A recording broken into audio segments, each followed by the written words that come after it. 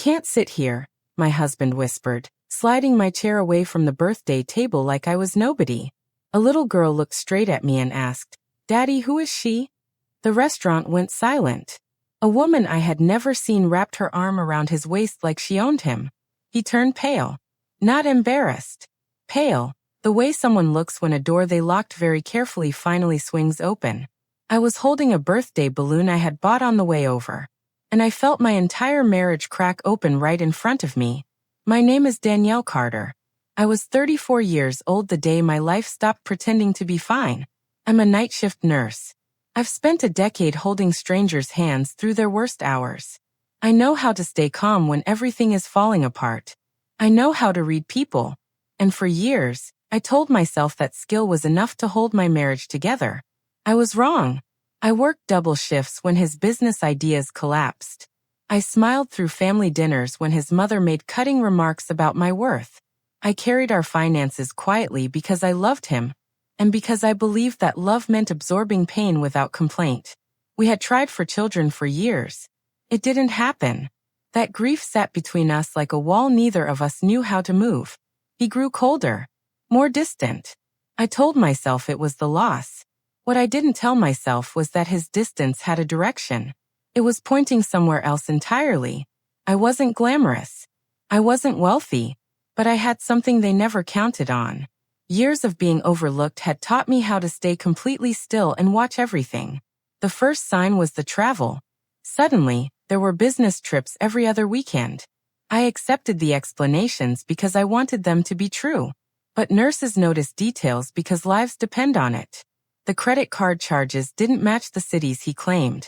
Phone calls ended the moment I walked into a room. Then one evening, his phone rang at dinner. He snatched it before I could see the screen. When I asked who called, he snapped at me in a way that made me set down my fork and go very quiet inside. That wasn't peace.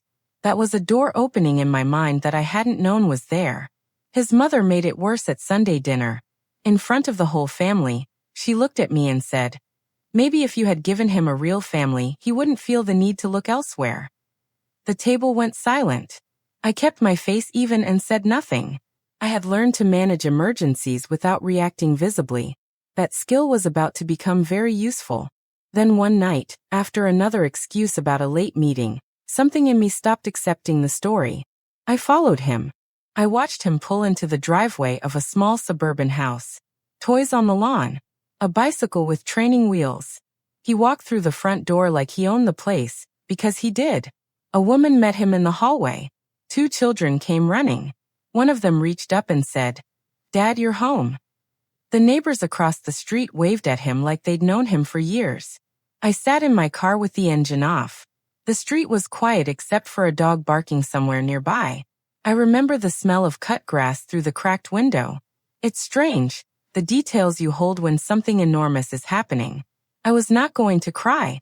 Not yet. When I confronted him privately, calmly, he looked at me and said, "You're exhausted. You're seeing things that aren't there." He used the word unstable twice, carefully, like someone planting a seed for later use. Within 2 weeks, my name was removed from our joint savings account. At a family barbecue, in front of people I had known for years, he joked that I had become emotionally fragile. People laughed.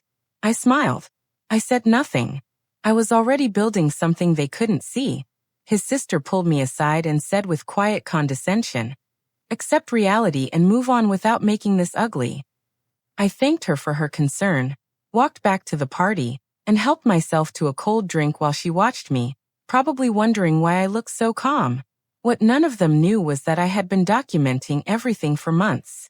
Screenshots, bank transfers, voicemails saved to a separate device, tax documents left carelessly in a folder he assumed I would never open. Night shifts teach you patience. They teach you to work in the dark without making noise. There was something else too. His business expenses didn't just fail morally. They failed legally. The money that had passed through accounts connected to both our names told a story he had not given me permission to read. I stopped crying about the marriage and started building what came next. I called Elaine, a hospital administrator, who had mentored me years earlier. I told her everything. When I finished, she said simply, Stop protecting people who never protected you. She introduced me to Patricia, a lawyer who reviewed my evidence and told me quietly that what I had collected could carry serious legal consequences far beyond the divorce. Meanwhile, he grew arrogant. He started appearing publicly with the other woman. Confident I was too broken to respond.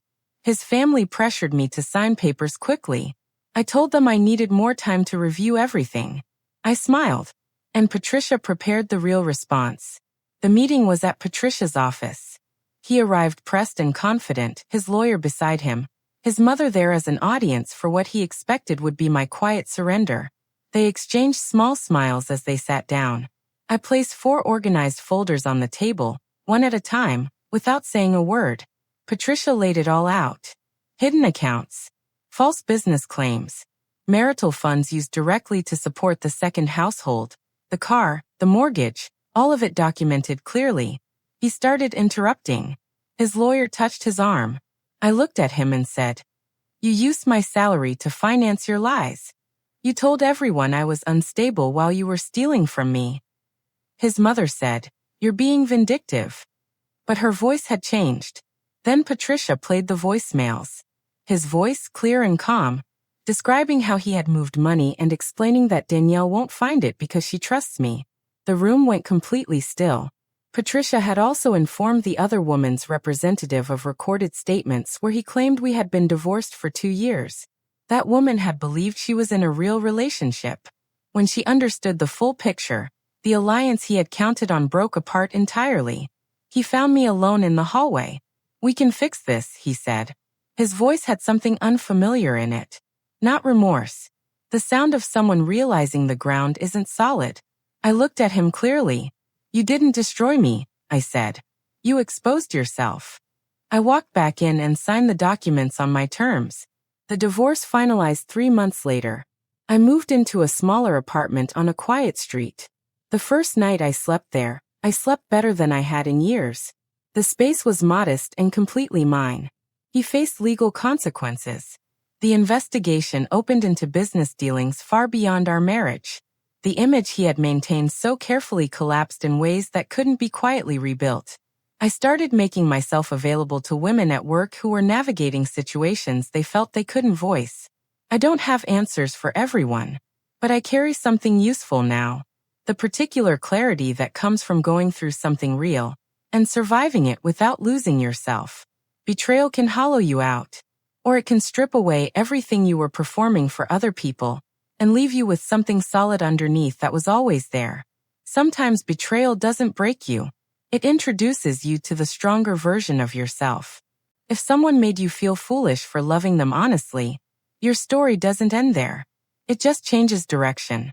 Subscribe if you believe truth rises no matter how deeply it's buried. Share this if someone needs to hear it today. And remember, healing starts the moment you stop protecting people who never protected you.